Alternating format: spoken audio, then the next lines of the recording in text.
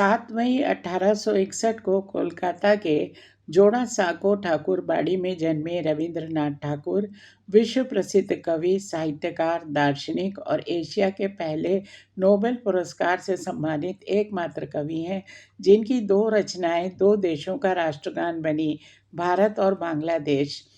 ठाकुर परिवार बंगाल पुनर्जागरण के समय से अग्रणी था। साहित्यिक पत्रिकाओं का प्रकाशन, बांग्ला और पश्चिमी शास्त्रीय संगीत, रंगमंच, ध्रुपद संगीतकारों को प्रश्रय इस परिवार ने दिया। रवींद्रनाथ ठाकुर ने लगभग 2230 गीतों की रचना की। बांग्ला संस्कृति का अभिन्न अंग है रवींद्र संगीत।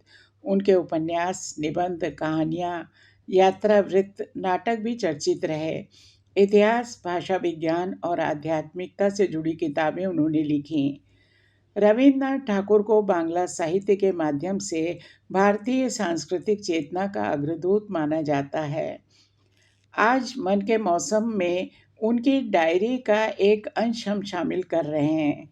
इस छोटे से अंश में रवींद्रनाथ ठाकुर की बहुआयामी रचना दृष्टि की झलक उम्मीद है आप सबको पसंद आएगी। वे लिखते हैं, एक रात बजरे पर देर तक सौंदर्य शास्त्र पर कोई किताब में पढ़ता रहा। एक छोटी सी मोमबत्ती को जलाकर उसका टिमटिमाता प्रकाश बमुश्किल पढ़ पाता था, लेकिन किताब रुचिपूर्ण थी और लगा रहा। आधी रात गए, किताब बंद की, थका मांदा मोमबत्ती बुझाकर फूंकी। फूंकते ही चमत्कृत हो गया। वो बजरे पर नाव पर छोटा सा झोपड़ा तत्क्षण जैसे ही मोमबत्ती फूंक कर बुझाई, वो जो धीमी सी टिमटिमाती मोमबत्ती की रोशनी थी, जैसे ही बुझी वैसे ही पूरा चांद बाहर था। द्वार दरवाजे से, रंध्र रंध्र से चांद की किरणें भीतर आ गईं। चांदी नाचने लगी। रविंद्रनाथ को एक बोध हुआ। उन्होंने अपनी डायरी में लिखा है, आज मुझे एक बोध हुआ। ये छोटी सी टिमटिमाती रोशनी चांद को भीतर न आने देती थी। यह छोटी सी टिमटिमाती रोशनी पूरे चांद को अटकाए हुए थी बाहर, भीतर नहीं आने देती थी। इसके बुझते ही, इस क्षुद्र के मिटते ही विराट भीतर चला आया, अपूर्व सौंदर्य भीतर चला आया। और मैं भी कैसा अंधा, सौंदर्य शास्त्र को किताब में खोज रहा हूँ। वे बाहर निकल आए। पूरा चांद आकाश में, एकांत नदी पर बंधा हुआ बजरा, सब तरफ सन्नाटा, पक्षी भी सो गए। मनुष्यों का कोई पता नहीं, गांव ग्राम सो गए। उस अपूर्व सन्नाटे में, उस शांत स्निग्ध रात्रि में सौंदर्य बरस रहा था। पहले तो चांद की किरणें भीतर आ गईं, जैसे ही मोमबत्ती बुझी रंध्र रंध्र से। फिर जब चांद भीतर आ जाए तो तुम्हें बाहर ले जाएगा। जब चांद भीतर आ जाएगा तो इसी की किरणों के सहारे तुम बाहर आ जाओगे। वो तुम्हें बाहर बुलाएगा।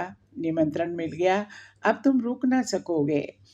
रविंद्रनाथ को बाहर आना पड़ा। थके मांदे थे, सोने की तैयारी कर रहे थे, इसलिए मोमबत्ती बुझाई थी। लेकिन अब ये चांद जो बुलावा देने आ गया, ये जो भीतर आ गई किरणें इसकी, ये जो किरणों का तिलिस्म, ये जादू भर गया कमरे में। वे बाहर निकल आए।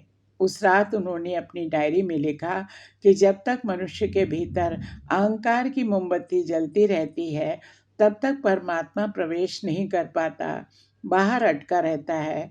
और उस अहंकार की मोमबत्ती में हम कितने शास्त्र टटोलते हैं, कितने शास्त्र खोजते हैं। सत्य चारों तरफ मौजूद है और सत्य को हम खोजने निकलते हैं, और सत्य ही सत्य है, सब तरफ वही है, और हम उसी को खोजने निकलते हैं, जैसे कहीं और हो, जैसे कहीं और जाना हो। तो बुझा दीजिए अहंकार की ये मोमबत्ती और जीवन के सच का उजाला समेट लीजिए अपने भीतर। नमस्कार।